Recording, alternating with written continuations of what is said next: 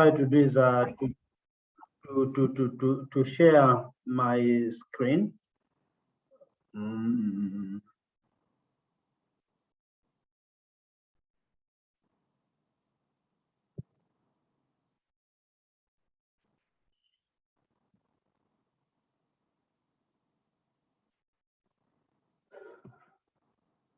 Hello, are you able to see the screen?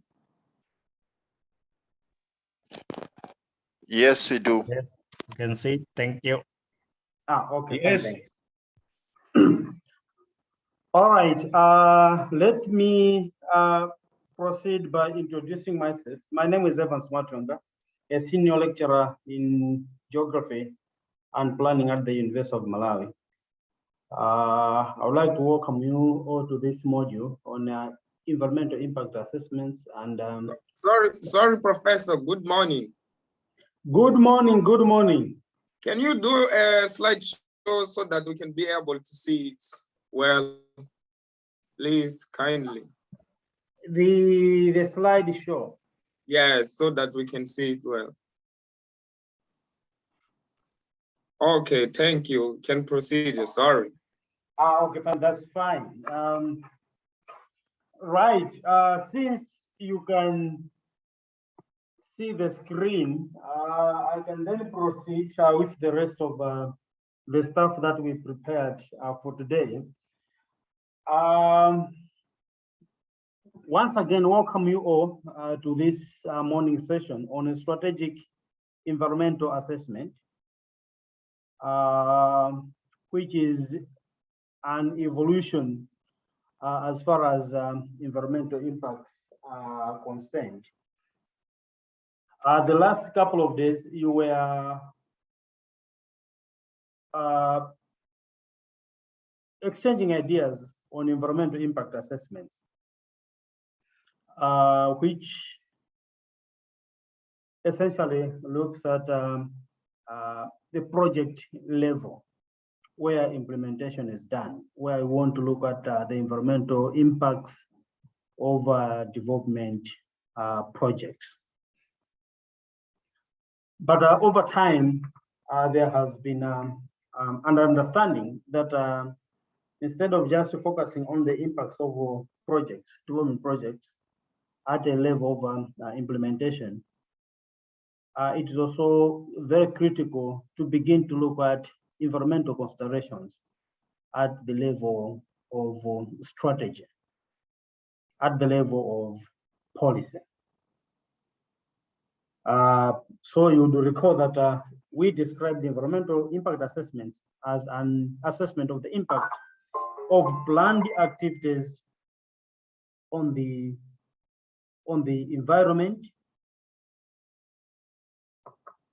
including impacts on biodiversity, vegetation and ecology, water and air.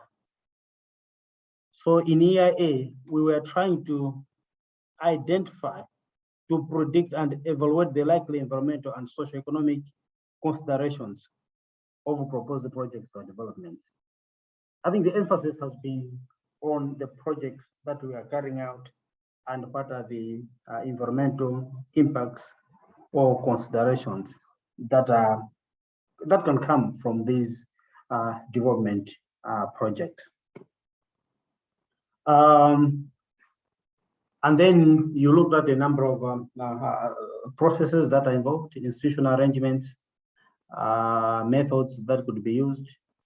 In the same way, in this sub-module on strategic environmental assessment, our emphasis is basically to look at the rationale and objectives of strategic environmental assessment. And we're also going to look at the institutional arrangements that are in place to undertake SEA or SEA, and then the scope of application of SEA in relation to levels and types of decision making. And then we'll conclude by looking at the key principles of SEA and elements of good practice and the procedures and methods that are used to carry out this process of strategic environmental impact assessment.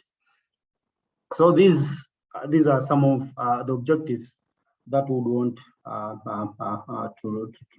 to achieve by the end of this lesson. We have to emphasize the point that our focus is on a strategic environmental assessment. And the strategic environmental assessment, or SEA, as I said, it is now widely recognized as a promising approach to take in account of the environmental effects of policy, plans, and the programs. So you notice that here, we are not talking about the projects, because projects, they happen at the implementation level. But in SEA, our interest is on policies, plans, and programs. In other words, PPPs. In this regard, SEA has been defined as an analytical and participatory approach to strategic decision-making that aim to integrate environmental considerations into policies, plans, and programs, and evaluate the interlinkages with economic and social considerations. So you notice that EIA, it is still within the family of approaches that are focusing on the impacts of policies, plans, and programs. Like I said, it is an evolution from EIA. In other words, it was designed as an extension of environmental impact assessments beyond the project level to plans, programs, and policies. Just an example, we might be interested, for example, to construct a road project. Road construction in itself is a project, and we have been carrying out EIA to evaluate the environmental impacts of the road projects. It could be social, healthy, or otherwise. But the road project, road construction as a project could be taking place under a broader economic development strategy that a city or a town council or even governments are implementing. So it could be interesting to look at the environmental considerations at that broader level, as governments are framing up, say, poverty alleviation strategies as a program. What are the environmental considerations that are associated with this? So you look at the goals of that economic development strategy, and then look at the environmental considerations or environmental impacts that can also result from implementing the various programs within that scope of work. So it looks at that broader level, at a higher level of decision making, even before we start to think about our projects and environmental impact assessments. So FAIR is an approach that tries to address environmental considerations and concern at the level of policy, at the level of plans, and at the level of programs. Of critical importance for us is to understand the word strategy in the strategic environmental assessment. And here, strategy can be understood as a way identified for getting from the current position or status to a desired state or desired one. Others have looked at a strategy in its simplest way as a way of problem resolution. What is it that we want to do to be where we desire to be? So governments, local governments, national governments come up with strategies on how maybe to reduce poverty, to increase employment, or to improve transportation systems, to improve access to water. These are plans and strategies that governments wants that government implements, or they want to pursue, or they come up with in order to reach a desired state. So SARE begins to look at what are the environmental considerations of these strategies, of these plans, programs, and policies. Hence, the strategic environmental assessment. Others have defined SARE as a systematic process for evaluating the environmental consequences of proposed policy, planning, or program initiatives in order to ensure that they are fully included and appropriately addressed at the earliest appropriate stage of decision making, at par with the social and economic considerations. So the emphasis here is that SARE is undertaken at an early stage of policy, planning, and program formulation. It is a process that is directed at providing the authorities responsible for policy development during policy formulation and decision making, with a holistic understanding of the environment and social implications of the policy proposals, which expands the focus well beyond the issues that were the original driving force of the new policy. I gave an example of improving access to higher education as a policy.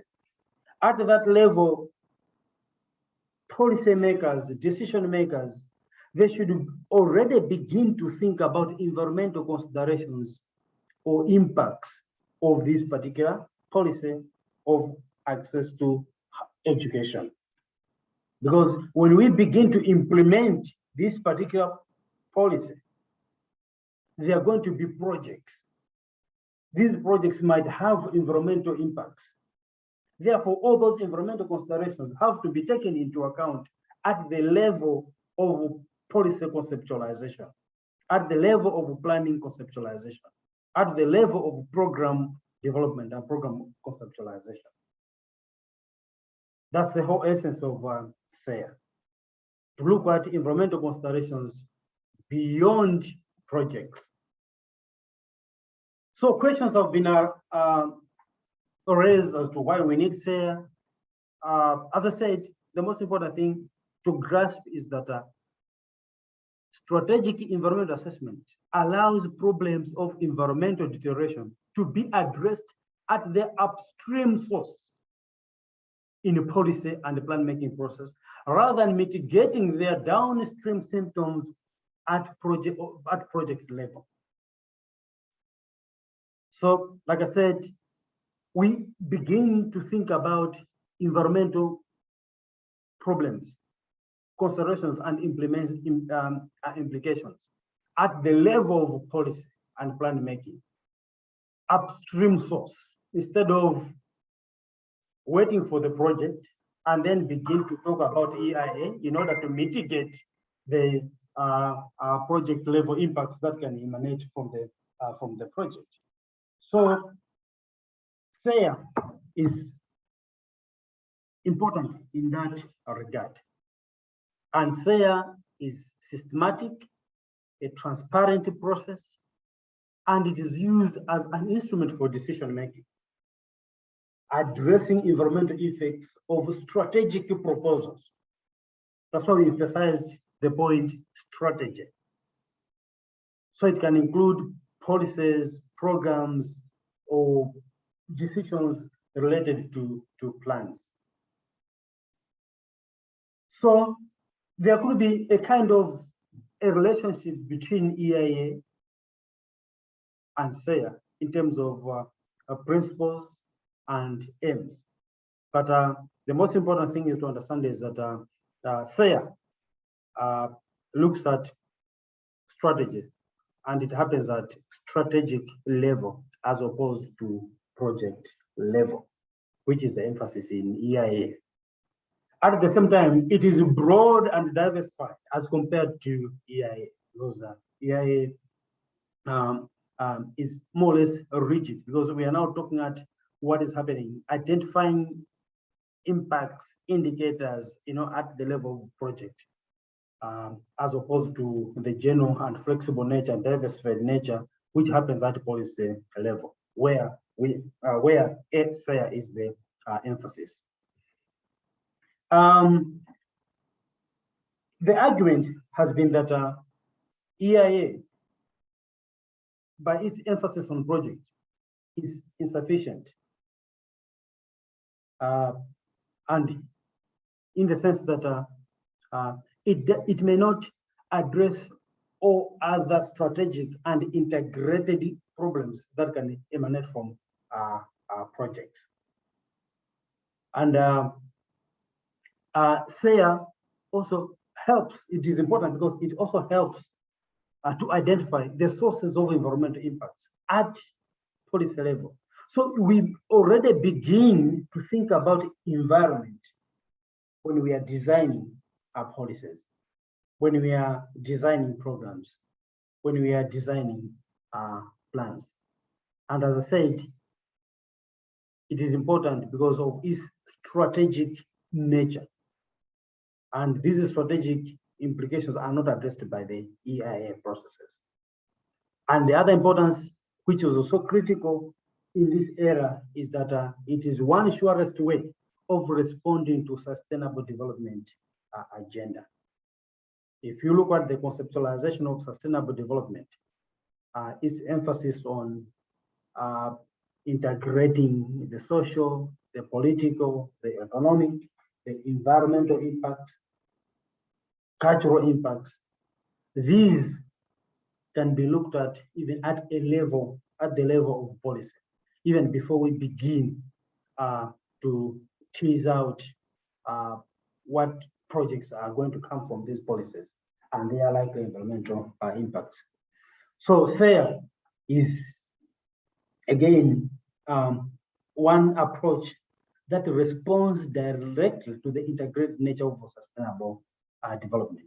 Therefore, a very critical component for sustainable development, as it looks at all these environmental implications of projects at policy level. So if you're looking at, in summary, the key aims and objectives of SAIA, like I said, SAIA is there basically to facilitate informed decision-making. It contributes to environmentally sound and sustainable development. It also tries to address and identify the cumulative effects of development projects, which may not be thought about or thought of at a level of projects. And in terms of its relationship with the EIA, it is also very important to understand that SAIA, it attempts to supplement and reinforce EIA or project level EIA in terms of clarifying the scope and context and reducing the time and effort for reviews. What happens is that as you are thinking about the kind of projects to implement, before you begin to think of the project, let's say a housing project in a particular town or city, you may already have ideas about the likely scope or the likely environmental considerations and the likely environmental impacts.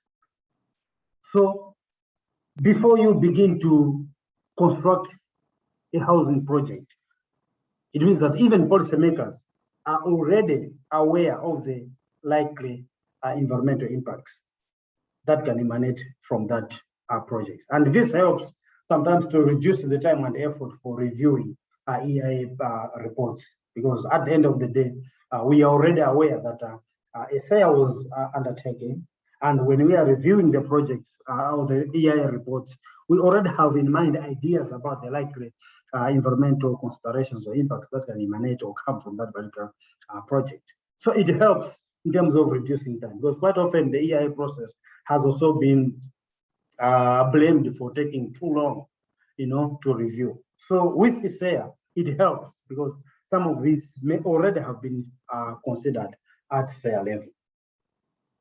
So according to Sadler and Brook in 1998, SEA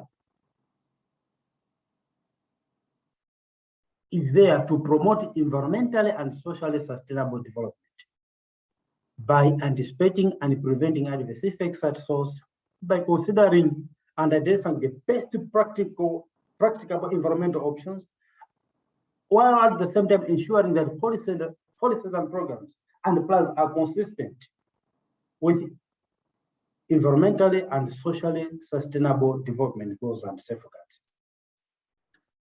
And secondly, apart from promoting environmentally and socially sustainable development, SEA also strengthen and streamline project EIA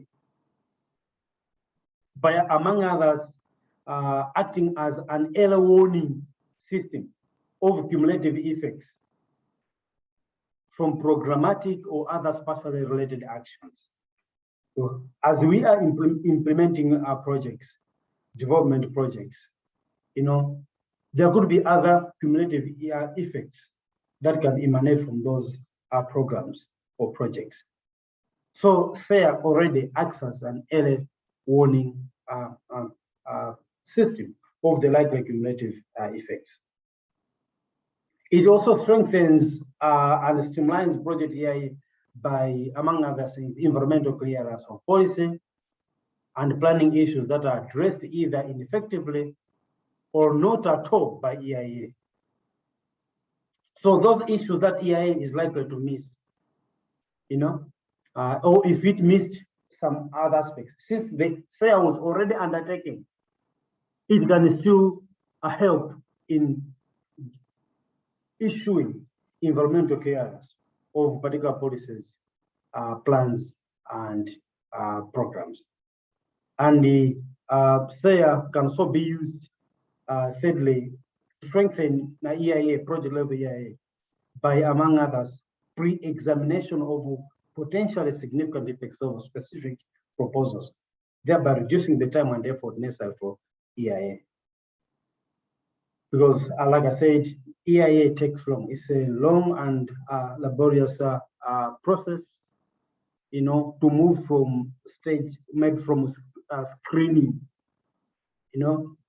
to the final stages of report writing, reviews, etc. It takes a very long period. But if SEA has been undertaken well in advance, it helps to shorten these processes and reviews, because most of the reviews are done by institutions, regulatory institutions like maybe Environmental Affairs Department in the case of Malawi, or other environmental protection agencies, maybe, for example, others they have MEPA and other environmental protection agencies.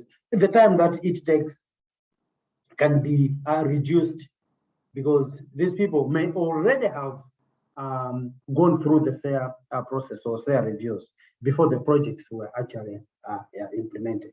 So it streamlines and it also strengthens the EIA process, apart from promoting environmental and social sustainable development.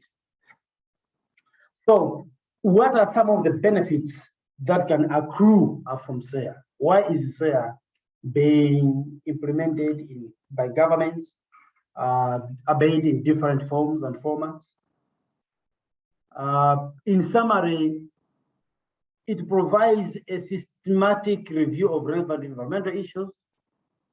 It improves and refines the basic strategic concepts involved in the plans, policies, and programs. It helps to achieve a clear understanding of the potential environmental effects. It also enhances plans, policies, and programs, and their contribution to the overall goals of environmental sustainability. Others have also argued that it creates a better balance between environmental, social, and economic factors, which help in aiding decision-making processes. such that at that level, decision makers should already be thinking about environmental, social, and economic effects or processes that can emanate or result from projects. One other benefit is also that it simplifies the process of environmental investigations at the individual project level, and thereby reducing or possibly avoiding the need for project EIA, while accelerating the process of decision making. I have already, I think, emphasized on this particular point. That if ISAIA is done, it helps to reduce the amount of time that are needed to carry out EIA. Because if you look at the stages in the EIA process, in the screening, you want to determine whether the project requires an EIA or not. So if ISAIA was conducted, it means some of these processes can be avoided or may take a shorter period because that question was already addressed at the policy level. And the other benefit of ISAIA is that it enhances the transparency of the PPP making process and winning public support for preferred options or strategies. It is used as a tool that enhances transparency.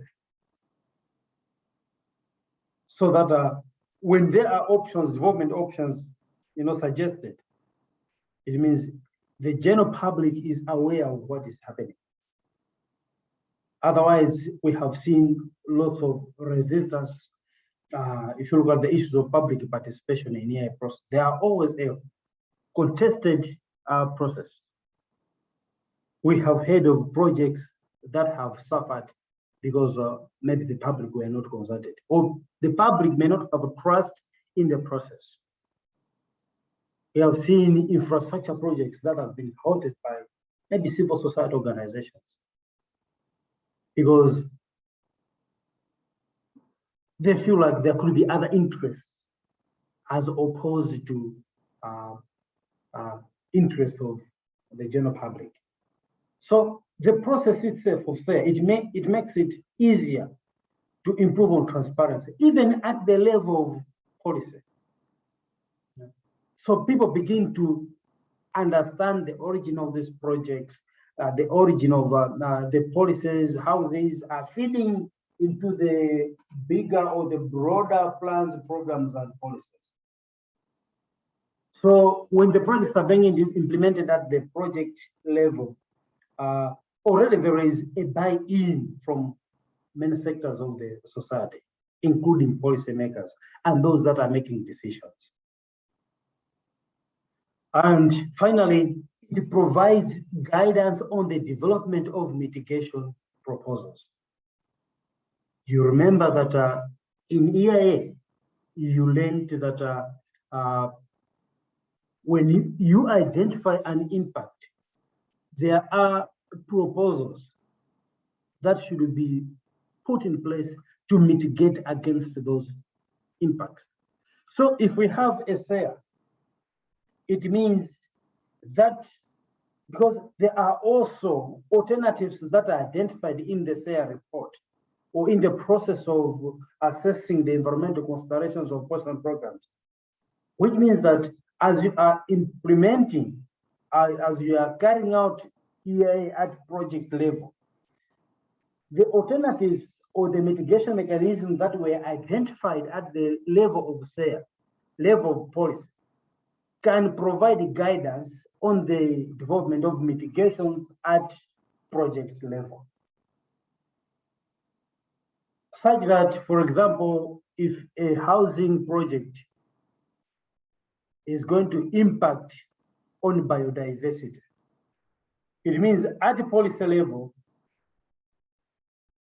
the decision makers are already aware of the likely impacts on the biodiversity of this housing project, which means they already have an idea about how best to mitigate against this particular impact.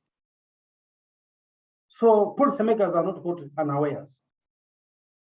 they begin to understand, to familiarize themselves, and even provide guidance on the kind of mitigation proposals that can come from the EIA. So these are the some of the benefits of SARE.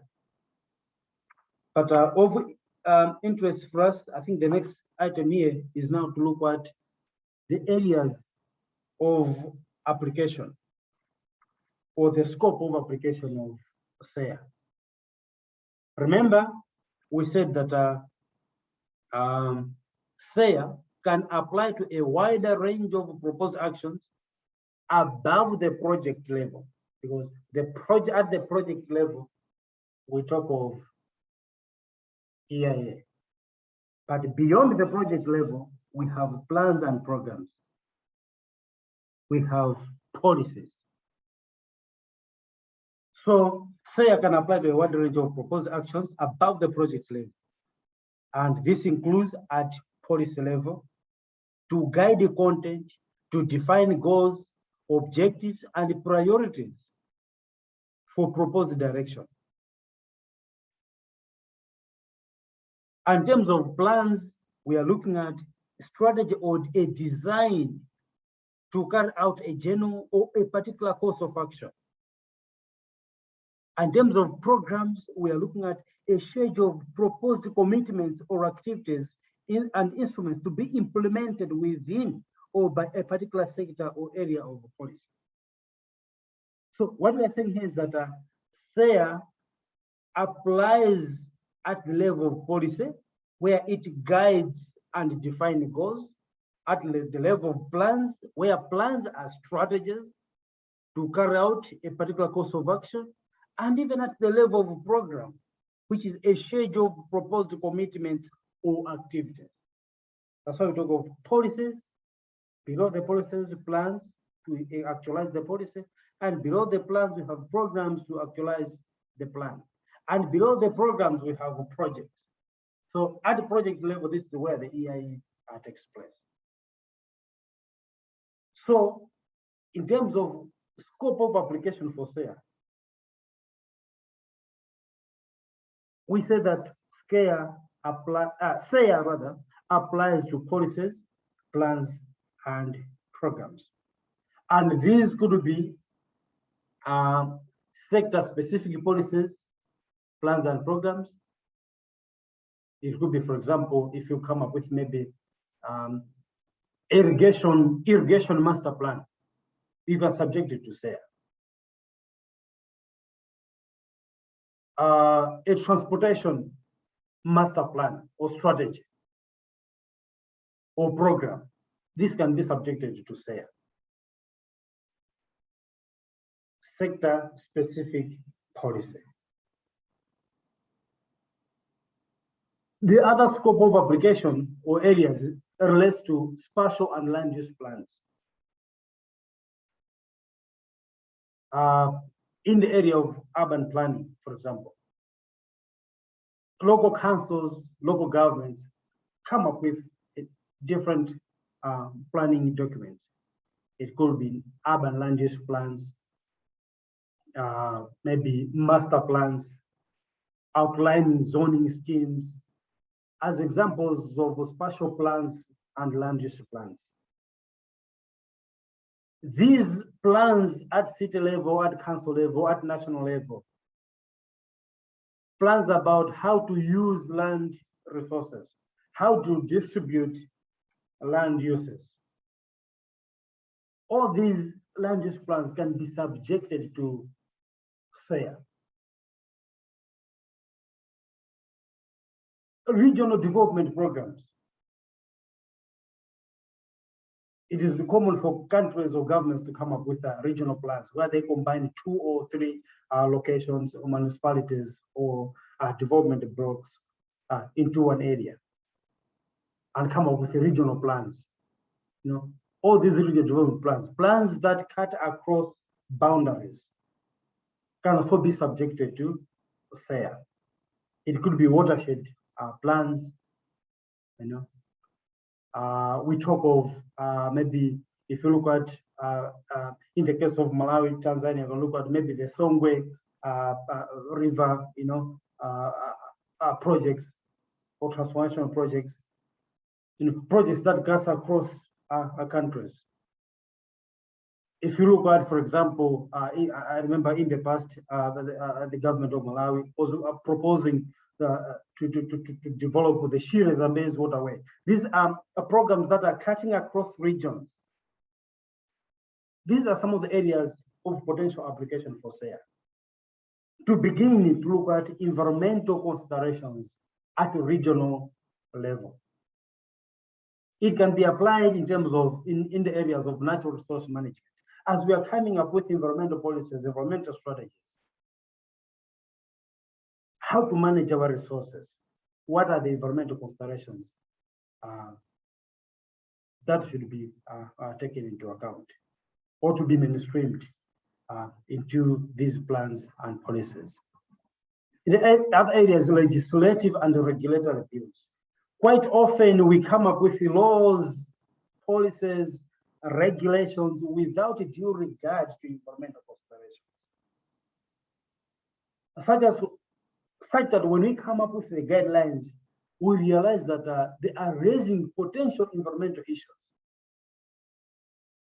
which can be challenged, which can be contested.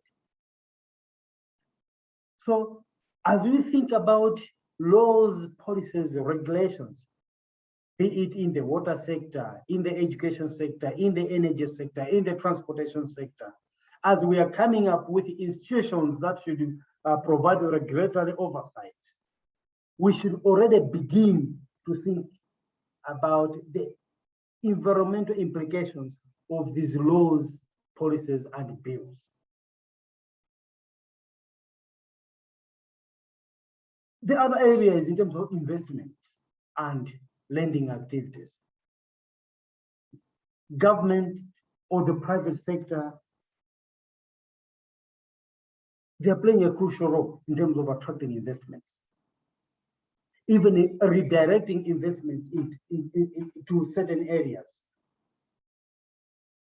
So what are the environmental considerations of these proposed investments? So from point of development, government can come up with policies and programs to attract companies maybe in a particular economic zone. But what are the environmental considerations? What are the implications of this development or this infrastructure investment on the environment? So you notice that SARE has got wider relevance, not only to policies, programs, but also to laws that different governments enact or put in place. And the last area, last but not least, is that which relates to international aid and development assistance. Quite often, we don't seem to subject development aid and assistance to environmental considerations. SARE is there, therefore, one important tool that can be used to assess the implications of development finance, development aid, and assistance, especially as it relates to its environmental considerations. Other areas of application of SARE include structural adjustment funds and operations. We receive funds, from maybe the structural adjustment programs, etc., all those policies that we come up with. To what extent do we think about environmental considerations? macroeconomic policies, govern parts, budgets, and fiscal plans each and every year, 5 years, 10 years. We hear of international trade agreements that are being championed between countries, regions, blocs, the free trade areas. Can we begin to subject these to assess their environmental implications? That's the whole emphasis of SARE. And if you look at this scope from policies, plans to international agreements, economic policies, etc., you begin to understand how important SARE is. Because quite often, at this level, decision makers, they rarely think about environmental considerations. The temptation is to think about economic terms, maybe poverty, reducing poverty, developing towns and cities. That could be the thinking at this level. But SARE says, no. As you are thinking about this, as you're crafting these laws and policies, bills, plans, programs, can we begin to think about environmental impacts of the projects that are going to come as a result of us implementing these laws, policies, and programs? So on the basis of that, you notice that SARE has got a very wider and broader scope of application.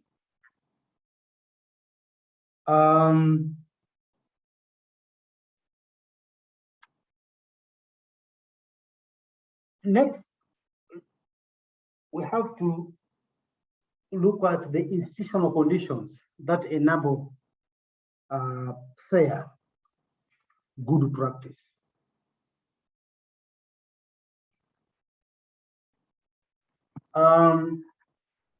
To have SARE, or to ensure that we succeed, or SARE addresses the issues of the environment, there are a number of conditions that should be put in place so that SARE is effective enough. So in terms of institutional conditions, there has to be a clear legal or policy mandate for SARE. And you notice that most governments or countries may not have a clear mandate for SARE, because SARE is just embedded in their current environmental laws and policies, making it discretionary. So if we have systems that ensure that the institutional framework provides for a clear and policy mandate for SARE, then we can be assured of successful SARE. The other area is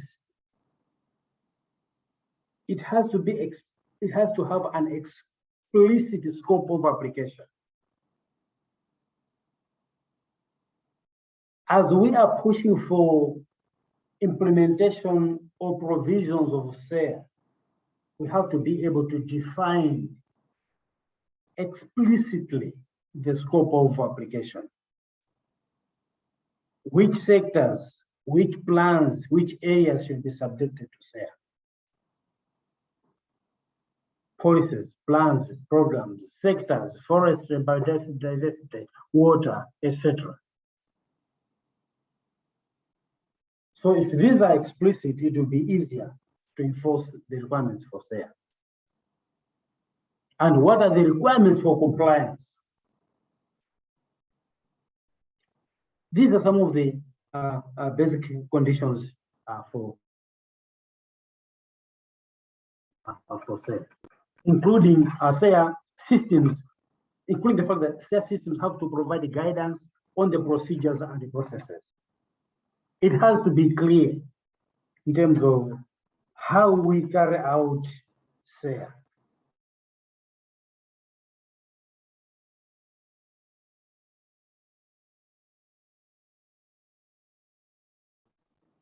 From scope reviews, this has to be clear enough.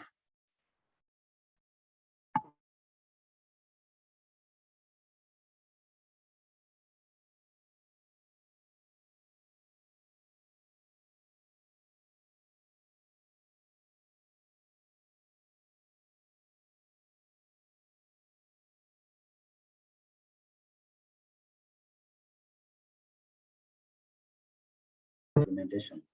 At the same time, the other important condition is the administrative oversight. Do you have an institution that should be able to administer SARE?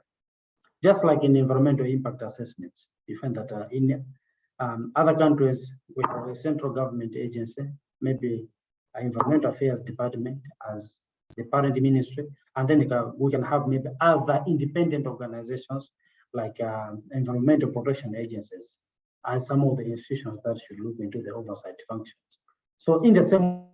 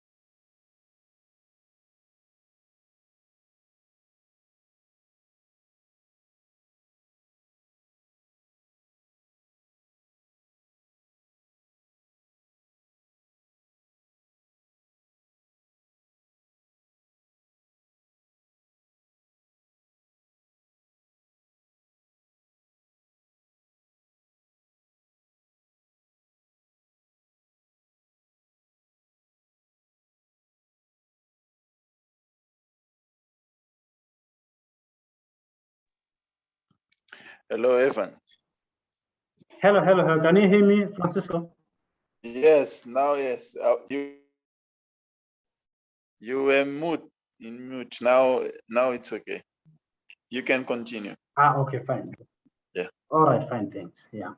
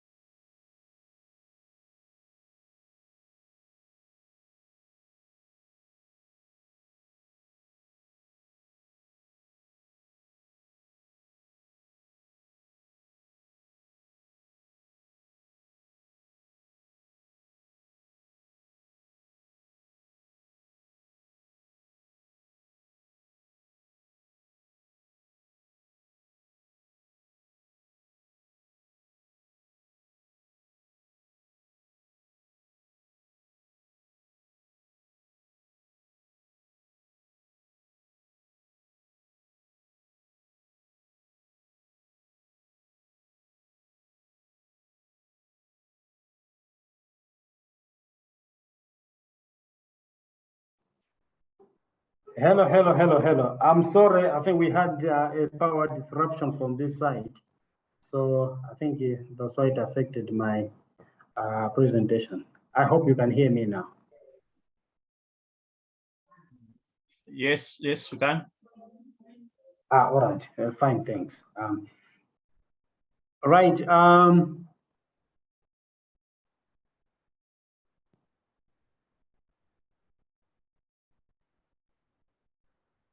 Yeah, so among other principles are that of the integrative nature of SARE is integrated in the sense that it ensures that appropriate environmental assessments are relevant for the achievement of sustainable development goals. We want to integrate environmental considerations into sustainable development. So the integratedness is also a critical principle in SEA. The other one is that of sustainability. The third one is that it must be focused in order to provide reliable and relevant information for development planning and decision making. It enhances, or it has also to be the other principle is that of being accountable and accountability, such that it has to be able to provide checks, independent checks for verification, so that other institutions can also come, or individuals can also come and provide checks. It is also participative, just like EIA, where it should not be a secretive process. Government institutions, individuals, the public can also be interested to see what is happening. And it is also an iterative process in the sense that it is a continuous process which inspires future planning and can always be revisited. They are always going back and forth in terms of what is required. So essentially, SEA principles are understood to be object-led. They have to be efficient, they are relevant, they are accountable, they are transparent, they are iterative, and they are adaptive, flexible, and integrated. And this should lead to sustainable decision making. You notice that, which is unlike the case with EIA. EIA is largely too specific, narrow in terms of its focus, even rigid in terms of its approach. Although it can be adapted, but there is very little maneuver to adapt because it is fixed to a particular project, a particular project. So these are some of the principles that are laid out in SEA. So, like I said, in terms of procedures, SEA is set within the context of alternative scenarios, a flexible process, adaptable, strategic process, which begins with the conceptualization of plans. It is part of a tiered approach to EIA and management, where we are looking at that tier from projects, plans, programs, and the policies. And at the same time, it is a participant.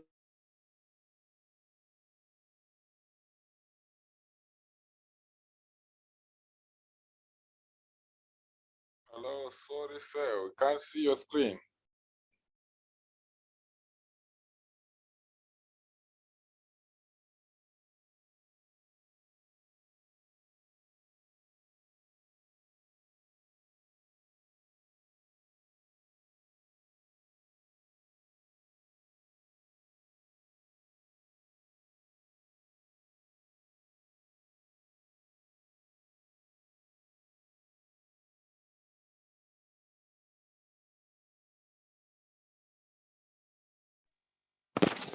Hello, Prof.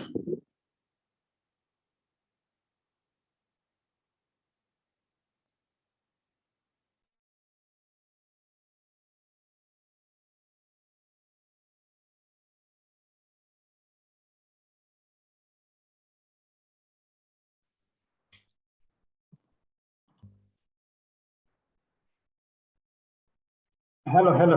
I know I lost you again. Right. In terms of procedures and guidelines and processes, remember our argument. Excuse me, Professor. Can you share the presentation, please? Okay. Can you share screen? We can't see now. Oh, you can see the screen. Okay. No. Let me. Okay.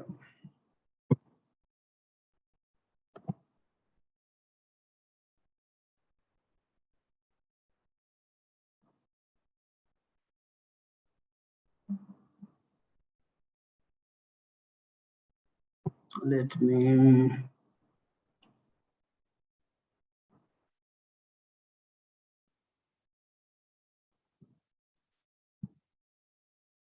Share screen. lecture.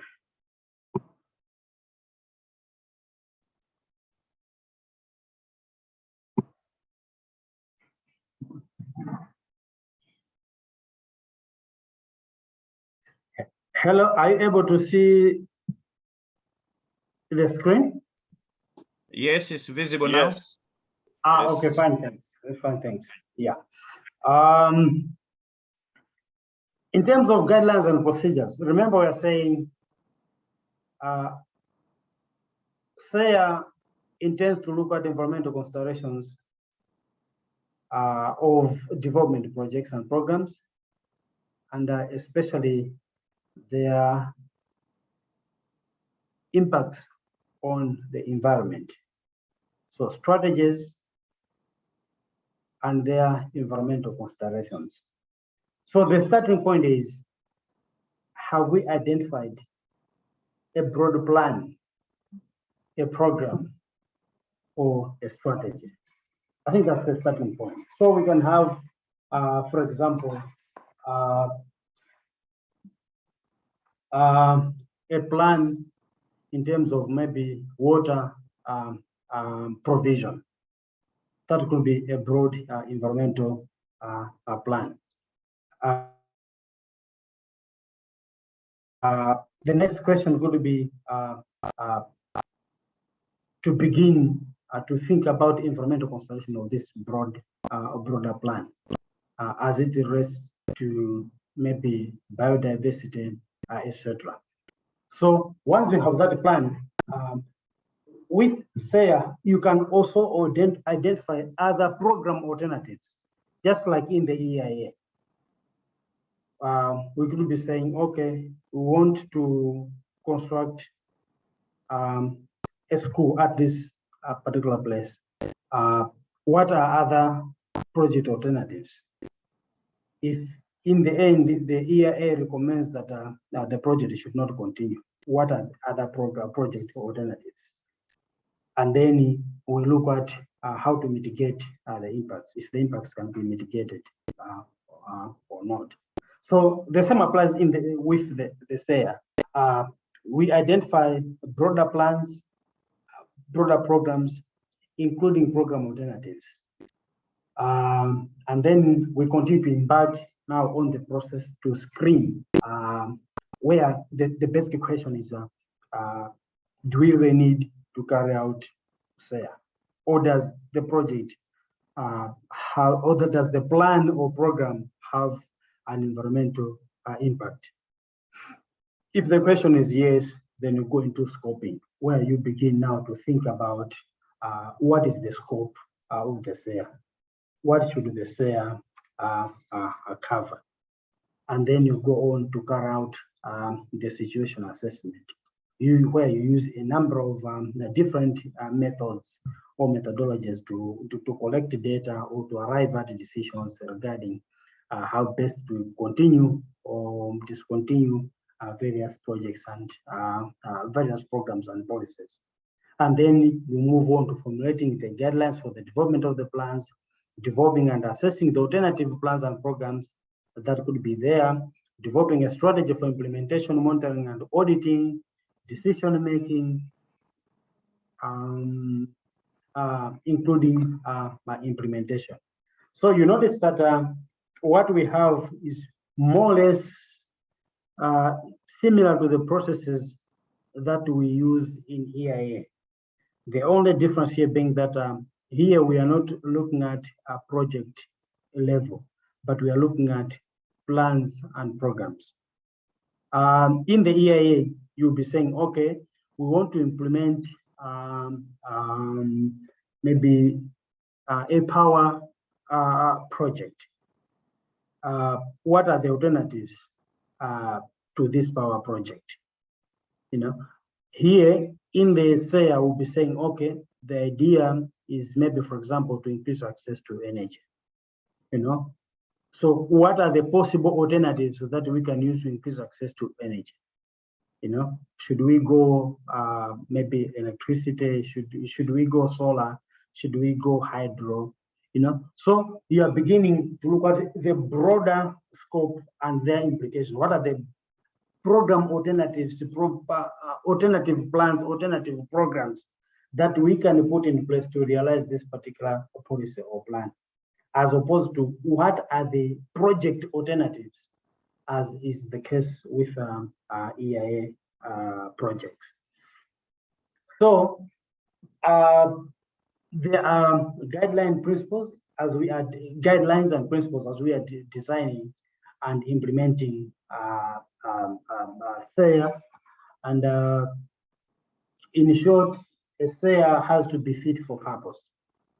In other words, the SEA process should be customized to the context and characteristics of policy and planning. Quite often, we find ourselves caught in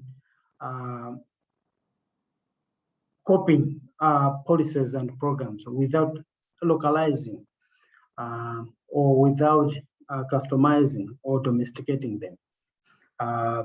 So an effective SEA is the one that is fit for purpose, that is customized, that is responsive to the context that we are dealing with. And then it has also to be objectives led, in the sense that the SEA process should be undertaken within the reference to environmental goals and priorities. So we can have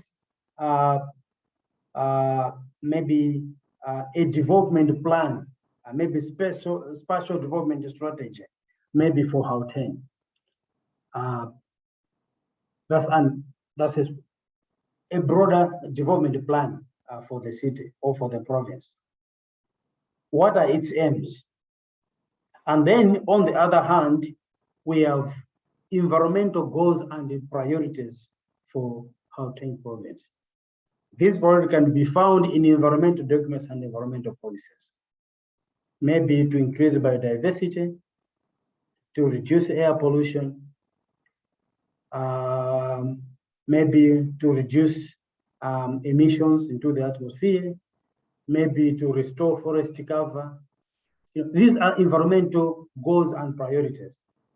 On the other hand, we have development goals and priorities. So the SEA should be undertaken with reference to these environmental goals and priorities.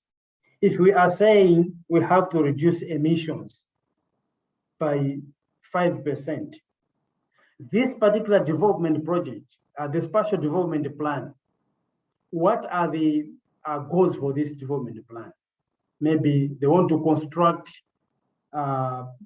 speedy trains as an example. So the question would be, how does the issue of a speedy train, which is in the spatial development plan, contributing to the goals in the environmental policies and programs in terms of reducing, for example, emissions into the atmosphere? So you notice that we have these goals, environmental goals, and then we want to use these goals to check or revisit them, analyze them, assess them in response to particular development goals in various plans, policies, and programs. So it has to be objectives-led. The SEA process should be undertaken with reference to environmental goals and priorities. It should be sustainability-driven in the sense that the process should identify how development options and proposals are contributing to environmentally and socially sustainable development.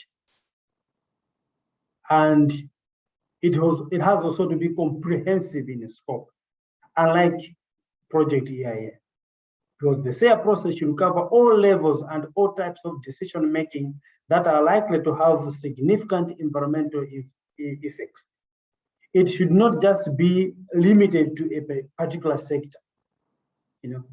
Even a development and education goal to improve access to basic primary, maybe education. You find that the beauty of it is that it is comprehensive to an extent that it should allow us to begin to think about the comprehensive scope and wider applications, because this decision on education when we begin to implement it at policy level, it can have serious environmental effects. So we look at the comprehensive nature as one of the guiding principles of SEA. How comprehensive is it in terms of the scope?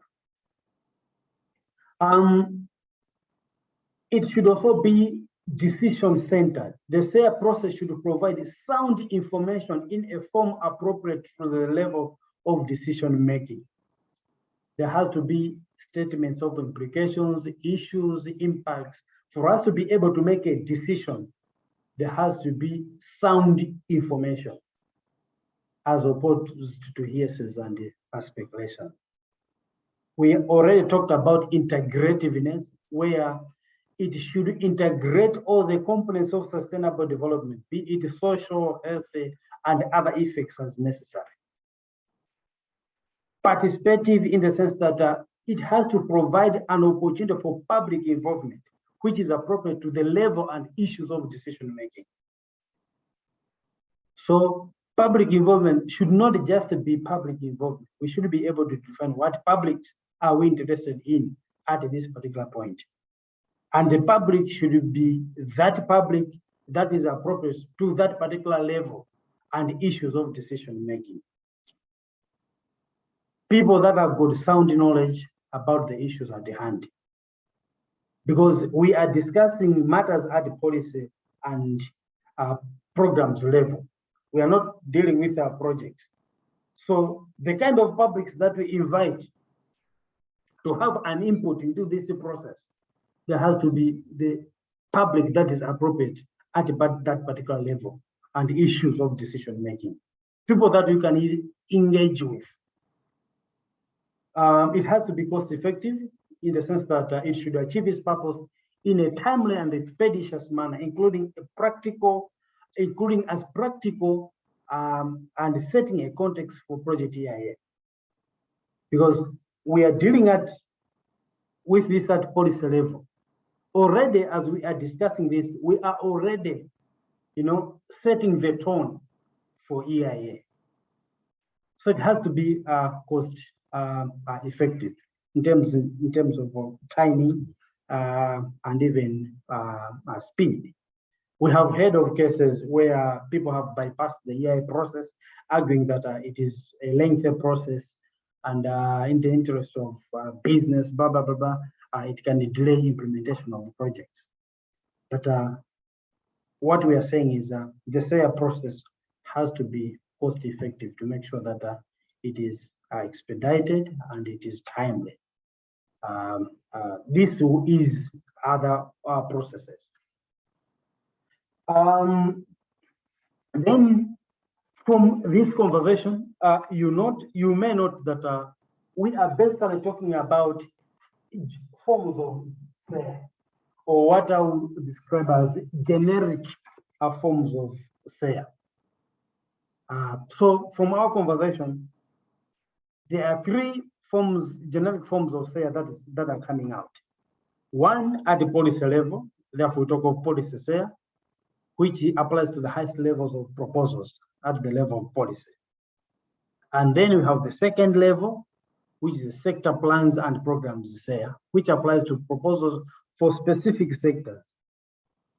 And then at the third level, we have plans, spatial plans and regional SEA policies, plans, which applies to land use proposals for particular regions, including urban plans, regional plans, spatial plans, So when we are looking at the generic forms of SEA, we are looking at SEA as being applied at these three levels.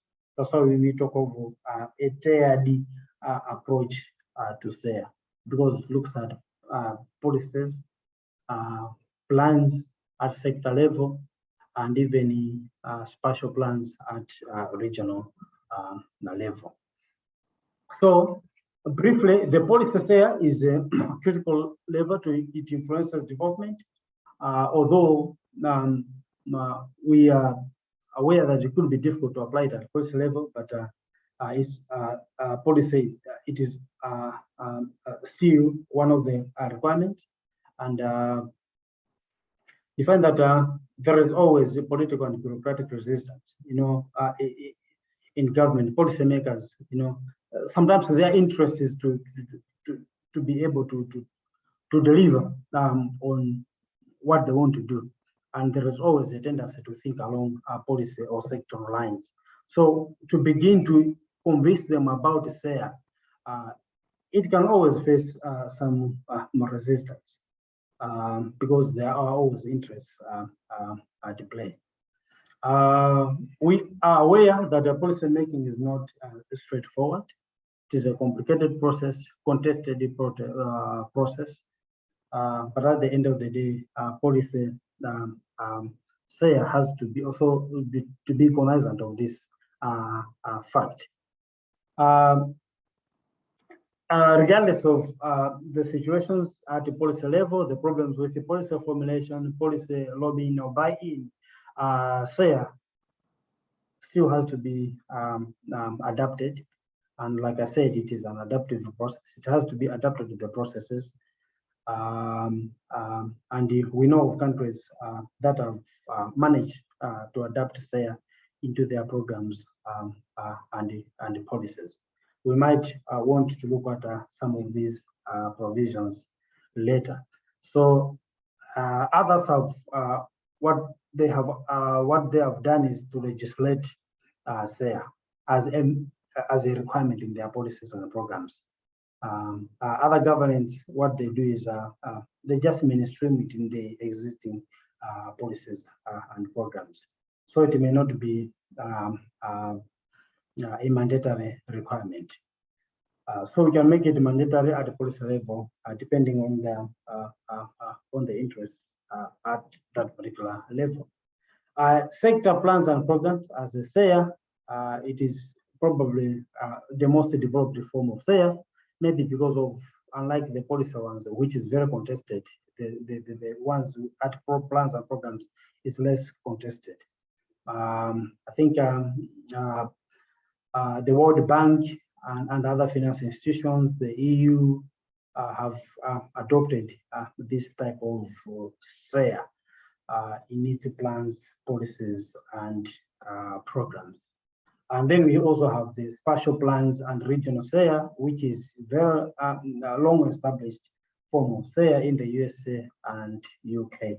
And like I said, these ones applies largely to land use plans for designated areas. So all these three forms, the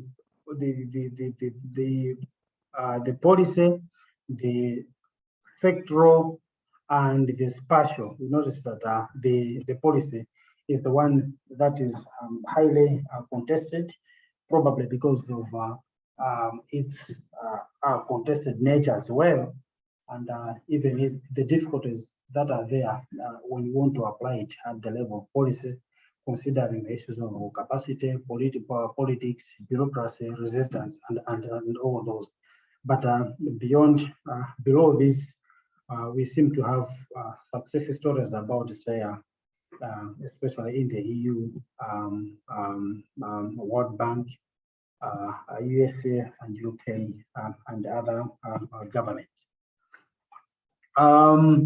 So maybe as we are getting closer to the end, maybe let's look at just a summary of the process of how we carry out SEA. I think I hinted at the beginning that it follows the same, more or less the same processes as we went through in the EIA, where you begin with the screening, where you want to answer the question whether we need the SEA or not. And if we need the SEA, at what level is the SEA needed? Plans, programs, or policies. So screening is the starting point of SEA. And then the second one, you go to scoping. If you say yes, we need a SEA, or yes, the project has got environmental implications, or no, not the project, the program. The program has got environmental implications. It is raising environmental questions. then what are the key issues and alternatives that are there?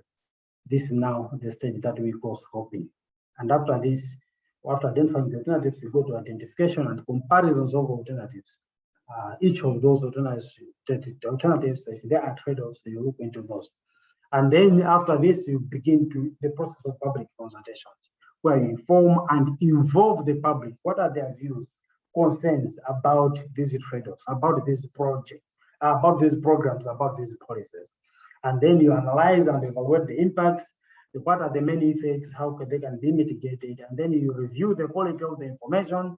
Is it clear? Is it making sense? And is it sufficient for the purpose? Remember, SARE is a decision-centered, and it is based on the kind of information, the quality of the information that you're collecting. And then after this, you document the findings, because this information is needed for decision-making. What information is needed after reviewing all that information that you have generated from the public?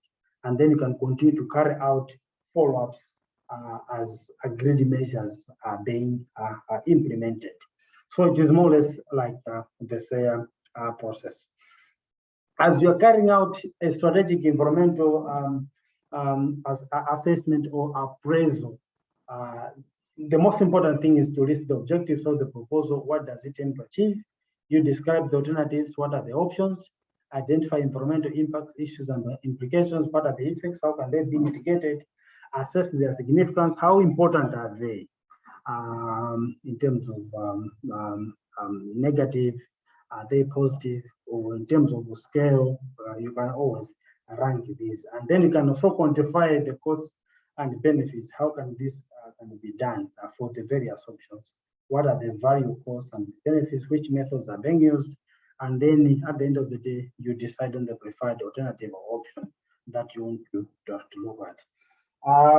Beyond this, I think it is also important to just go through a summary of the methods that are used as you are carrying out different aspects of the SARE. Just like in the EIA process, you can use baseline studies where you review reports, similar documents, environmental stock taking, points of reference. Then you go into the screening, scoping. A number of techniques can also be used. The checklists, you can carry out the surveys, case comparisons, even for public and expert consultations. You then can also, as you are formulating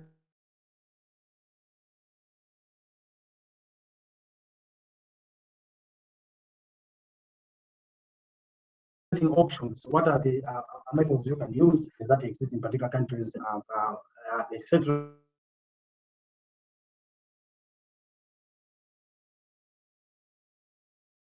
You can also use them here. For example, risk assessments. You can use environmental indicators that exist in particular countries, the cost-benefit analysis, policy impact matrices, etc. And then you can also use the methods like sensitivity analysis, decision-making trees to kind of document for decision making.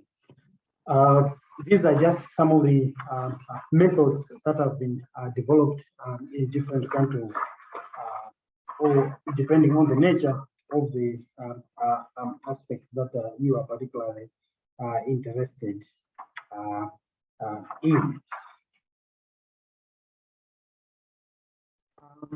Maybe as I'm trying to kind of wrap up this session, let me mention that EIA it emphasizes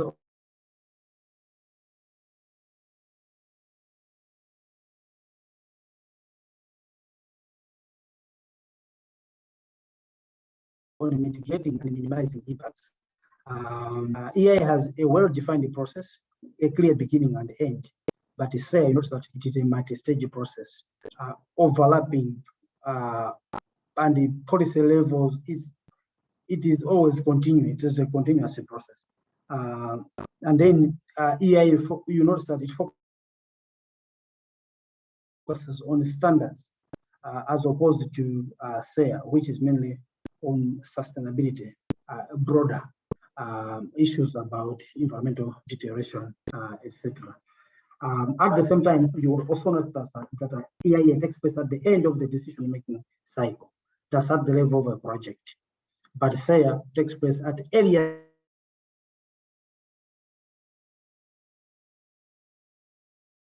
stages of decision-making at the level of development proposal, because at that time, the project is already about to take place. But SEA is proactive approach to development proposals, because we will begin to think about even before the projects are implemented. EIA identifies specific impacts on the environment, while SEA identifies environmental implications, issues of sustainable development. There may not be specific impacts, because you may not quantify them as you do in EIA. But in SEA, just implications. This project has got implications on biodiversity, on this, on that. In the EIA, you consider it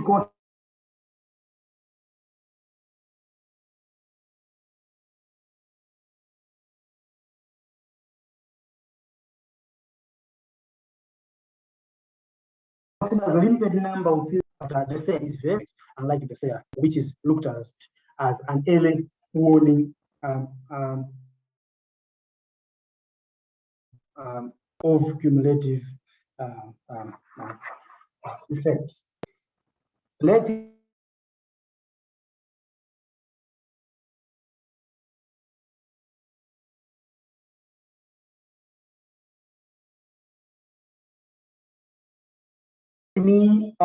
think it has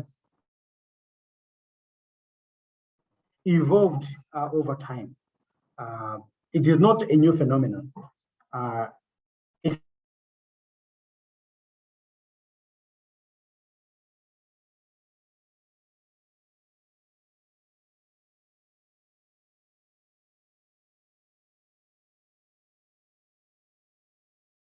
Where there were some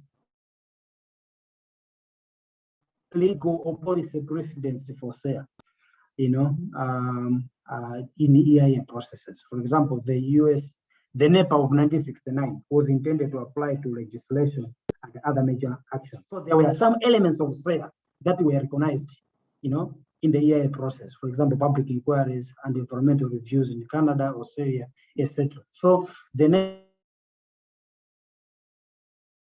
1970s and 1980s of the SEA process, in the sense that although there was no specific SEA, but the NEPA of 1969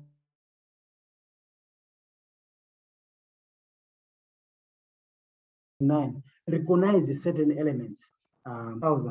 We have seen the increasing number of countries established in response to policy statements on sustainable development. So although we had some elements of SEA in the 1970s and the 89 to 89, in the 90s to 2000s, we have seen now governments, adopting SEA, and having SEA systems in their countries. So countries like Denmark, Canada, UK, New Zealand, so they began to adopt SEA wholeheartedly holistically in their plans and policies.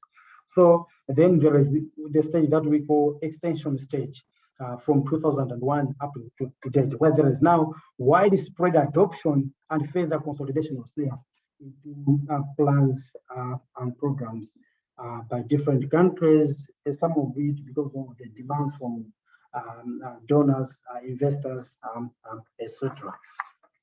So essentially, this is what I wanted to cover in this part of the lesson. I noticed that I still have about 20 minutes, but let me at least stop there for now.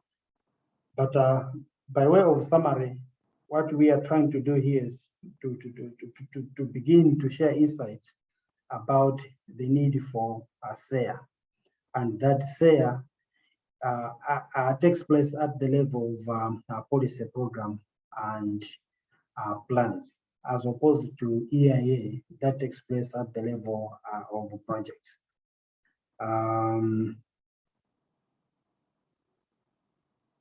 Let me get comments or guidance before I proceed to lecture 2. I hope you can still hear me and that you're still with me. Thank you so much.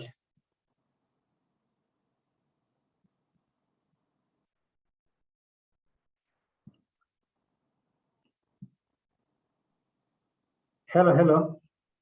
Thank you, Prof. Thank you, Prof. Okay.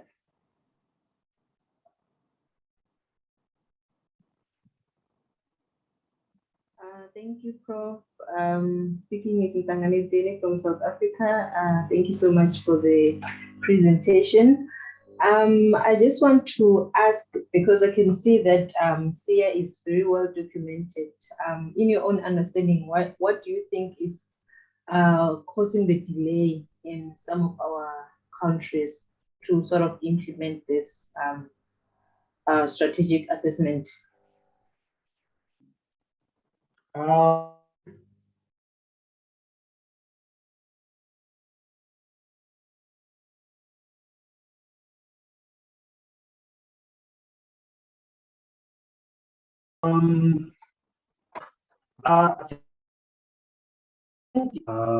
In my country, as an example,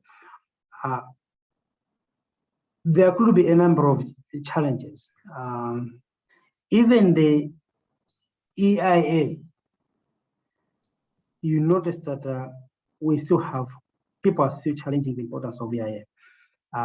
Probably there are issues of, for example, issues of capacity to carry out EIA programs. And then if you are unable to carry out EIA, what more with SEA processes? At the same time, apart from issues of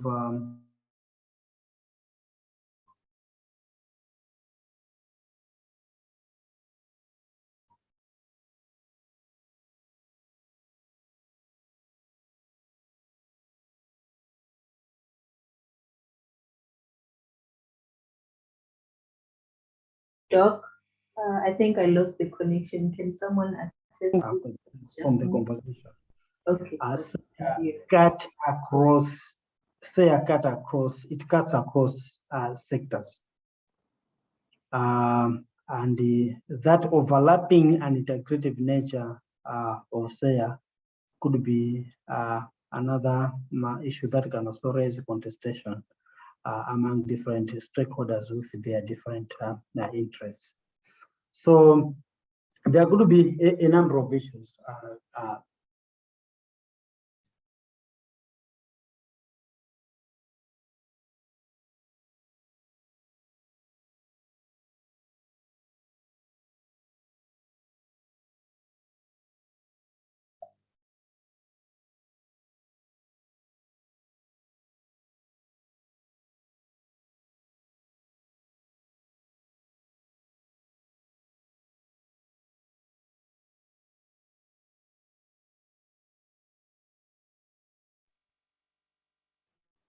Hello, Prof.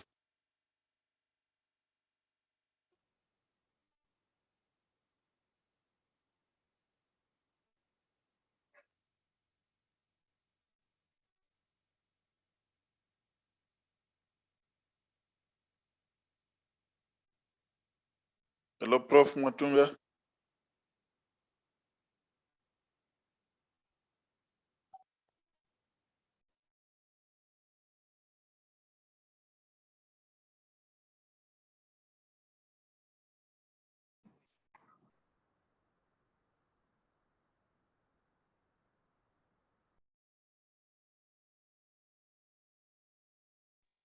I lost the connection from this end. Problems to do with our coordination.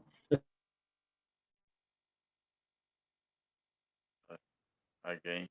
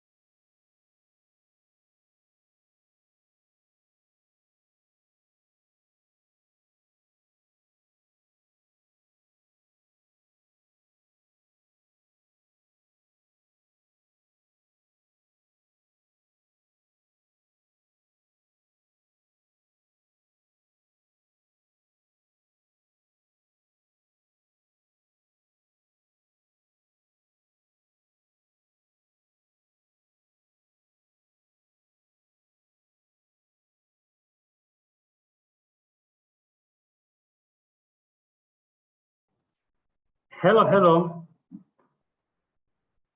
Hello. Hello, Hello, we can sir. hear now. Sorry, sorry. So I think I have problems with my connection here. Yes.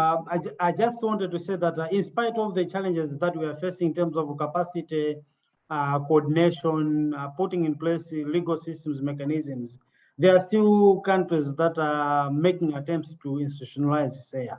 South Africa is one of the examples. They have a SARE for water use in South Africa, where in 2004, the South African Department of Water Affairs and Forestry, with the support from UK DFID, they managed to come up to embrace SARE as an approach to catchment planning. So there are still some efforts being taking place in some governments, in spite of the issues that I've just raised about capacity coordination and putting in place legal systems. Okay, thank you. I have one last question. Yesterday, Miriam was telling us that the effectiveness of EIA is dependent on political influence. So she gave us an example where the environmental practitioners sort of recommended something, but because of political influence, it was not implemented. So I just wanted to understand in terms of what we're talking about today, the strategic environmental assessment. Do you think that the politicians will still have as much power, like sort of influence policies and plans to such an extent that would favor maybe the projects that are going to be implemented more than the environment that we're trying to protect? Yeah, because as you are aware, I think our experience with policy making is that policy making is a political process. It is not a purely technical exercise as we are meant to believe. And policy choices and directions quite often depend on the governments that are in power at that particular point in time. Therefore, decisions as to whether we should have development alternatives are largely dependent on our politics and those that are in power. Just like in EIA, we have roads in Malawi, for example, that were constructed, billion roads that were constructed without an EIA, because the then presidents or government, politicians or leadership, they said the EIA is just going to drag the process. I want a road in my area, and you are talking about EIA. So we can't rule out the role of politics in these processes, including even the adoption of SARE principles. like I said, it is even the largest contestations happen at the policy level. Yes. And then to bring in SARE, it makes it even worse. Therefore, I still believe that our politics has a critical role to play in terms of adoption of SARE principles and guidelines. Okay, no, thank you. Yeah. Hello. Hello, yes, Thank you. Simon. Yeah, thank you for your presentation, Prof. It was useful. Yeah, I would like to ask you more about public participation.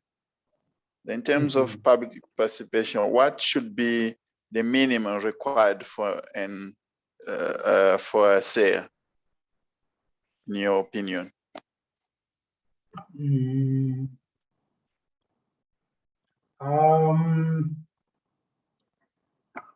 terms of public participation, I think the critical component at SARE level is to make sure that we are able to involve the kind of public that has got capacity to influence plans and programs.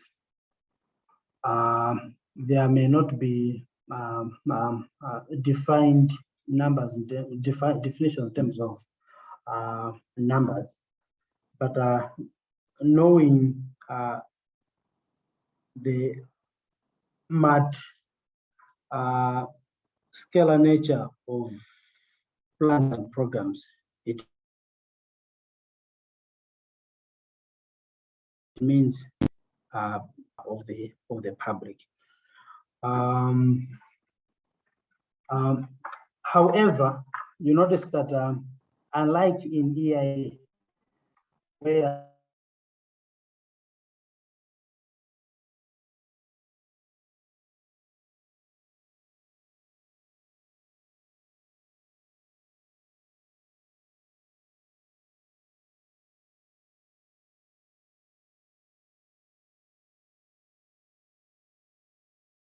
our consultations are an important element of it. Like I said, if you are implementing, I will give an example of a water catchment project. What other strategies can be used, or what are the implications of this project on the environment before we implement the project that we are dealing with? So at this point,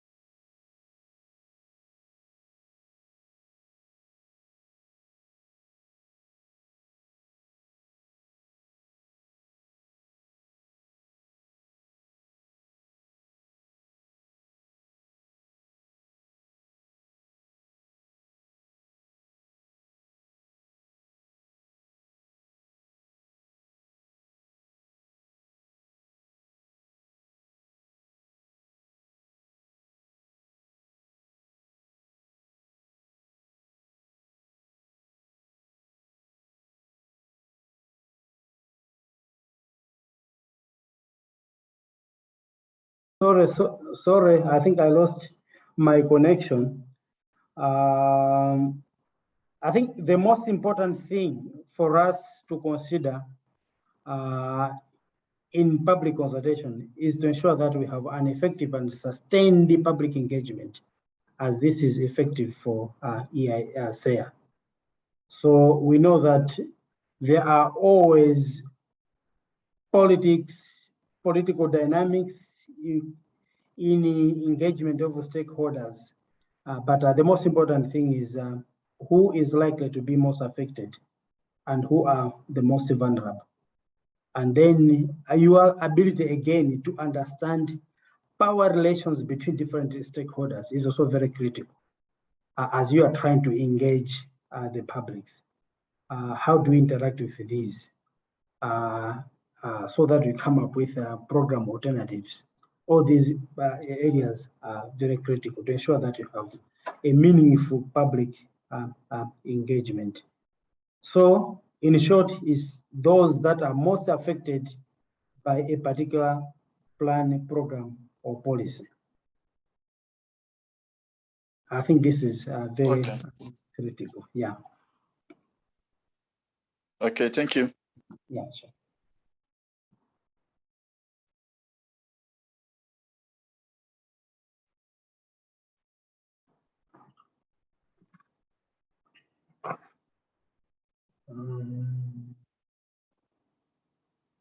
Hello.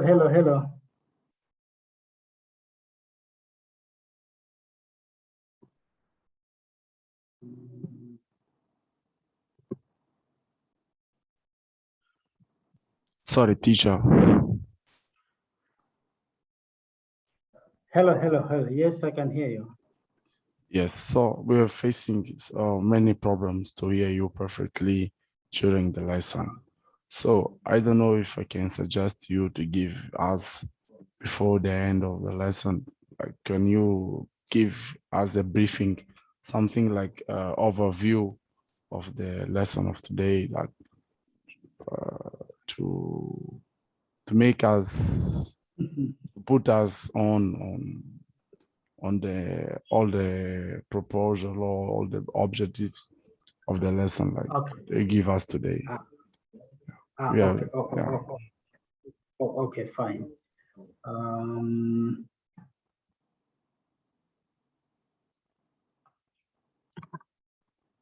Okay.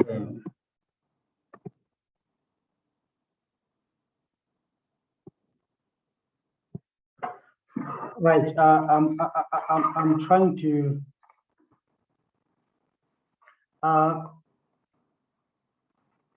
Then, can you hear me? Yes. Well, Right. yeah, we can hear you. The main aim of today's lesson was for us to appreciate the role of strategic environmental assessments as an extension of EIA. Okay. Yeah, since you have already covered EIA as one of the tools that is used to assess and even predict the impacts of development projects on the environment. SEA is used as an extension of EIA to look beyond the projects, to also think about environmental impacts at policy, program, and plan level. I hope you are with me. Yes, we can hear you. Yeah, so in the SEA, we have tried to emphasize the point that when decision makers are coming up with policies, programs, and plans, they should also consider environmental impacts and environmental considerations. And then we have looked at what is the definition of SEA, and we have said that SEA is a systematic process of evaluating the environmental consequences or implications of proposed policies, programs, and initiatives in order to ensure that they are fully integrated or included appropriately at early stages of decision making, consistent with economic and social considerations. So the catchword here is environmental considerations of plans, programs, and policies. In EIA, we look at environmental impacts of projects. So you notice that in that hierarchy, we have at the top, we have policies. Below policies, we have plans to achieve policies. And below plans, we have programs to achieve plans. And below programs, we have projects. So EIA is done at the project level. Construction of a road. What are the environmental impacts? But this project is taking place within a broader environmental plan, policy, and program, maybe to improve transportation or to reduce poverty. So these broader policies and programs are subjected to SEA, whereas the project is subjected to EIA. Having defined what SEA is, we have also emphasized the point that SEA is used as a decision-making tool, and that it also complements EIA. And then we have looked at the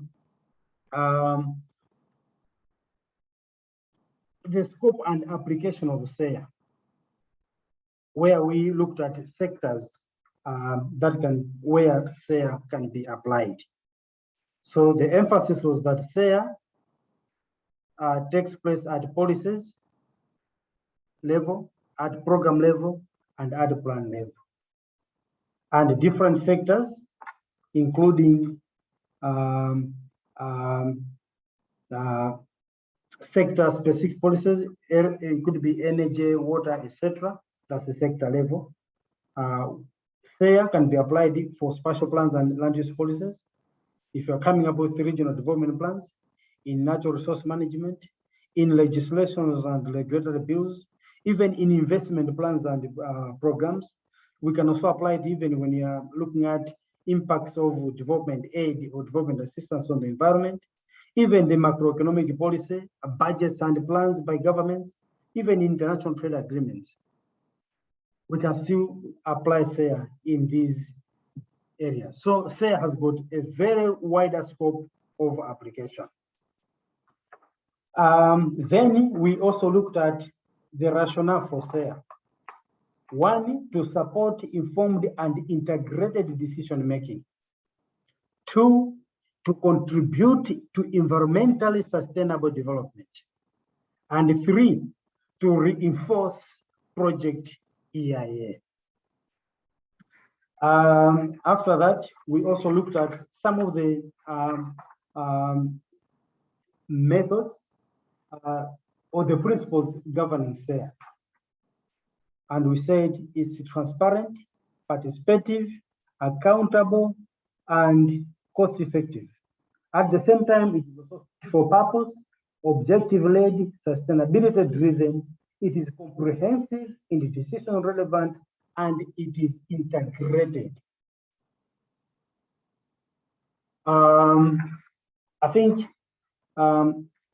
in short, those are some of the issues that we have discussed today.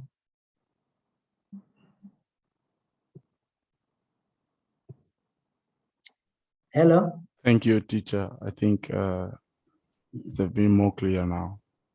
Okay, fine, thanks.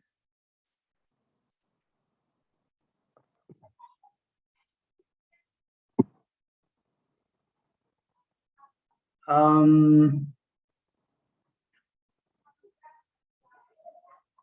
not sure if I still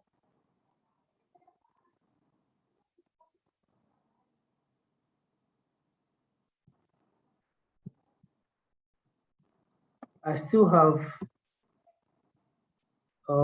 time this afternoon. What is your program like?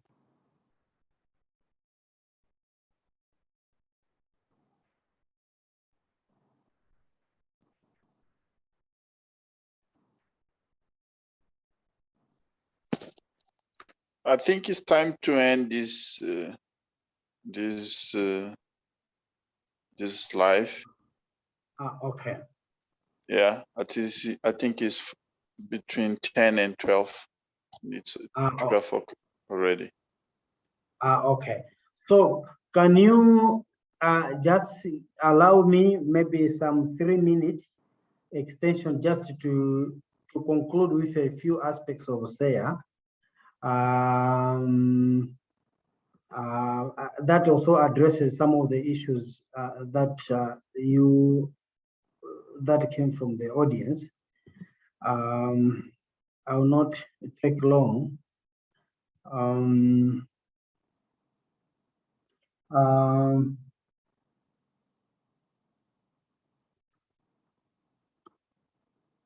Okay. There is a relationship between SEA and the sustainability.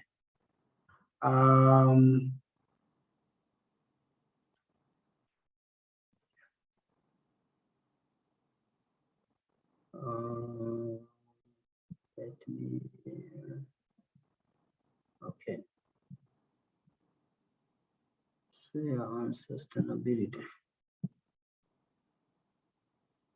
Yeah. So it adds value to as a foundation tools. It complements and extends the AIA.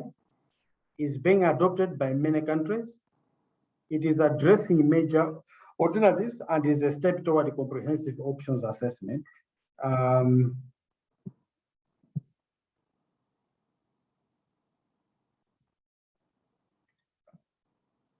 The realities of AIA are that the realities of SEA are that EIA basics, they need strengthening in many developing countries, and SEA is still used primarily by developed countries. Although some countries in the developed south are trying to use it, EIA and SEA are yet to realize their full potential. Although there is again limited consideration of global and large-scale changes, current practice provides minimal levels of sustainability assurance, especially if you look at the challenges that are emerging now. There are those challenges imposed by globalization. Environmental impacts are becoming larger, increasingly difficult to predict and mitigate. We are shifting towards adaptive governance, etc. Or some of these are also posing challenges for what we are doing, and I think these are also going to be addressed later, maybe in the course of the course. If you look at in terms of where are we going in terms of directions for SEA and EIA, there is one upstream towards sustainability appraisal. In the upstream, remember we are looking at, that's where SEA operates, where we look at environmental considerations of policies, plans, and programs at the upstream level. In the downstream level, that's where environmental management takes place. That's where we are talking about toward environmental management. This is where largely EIA is taking place and auditing as an auditing tool. So we have downstream and upstream as some of the levels. As when I'm thinking about sustainability appraisals, there are those issues that have been adopted, and we have to look at these as some of the aspects and issues to do with the sustainability appraisal. The full cost analysis of development proposals, equated with integrated impact assessments, identifying economic and environmental impacts, sustainability aims being incorporated, trade-offs, and the as a new approach to decision making, sustainability assessments, etc. And at the downstream level, where we are talking about environmental management, this is where we focus on environmental impacts of all development actions. There have been measures to improve EIA and their practice, where we are moving towards integrated approach, and progress is varying from country to country. The most important thing is to identify priority requirements, and the improvements can be made now. So we are at different levels of EIA and the SEA practice. So then you notice that there are different models that are being applied to different countries in terms of the institutional arrangements. And in some of these models, like I said in the presentation, we have what we call EIA-based SEA. So the SEA is based on the EIA, where it is carried out under EIA legislation, like in Netherlands. You may not have a specific SEA, but elements of the SEA are in the EIA. In other countries, they have what they call environmental appraisal, where the SEA provision is made through a comparable or less formalized policy and plan approvals, like in the UK.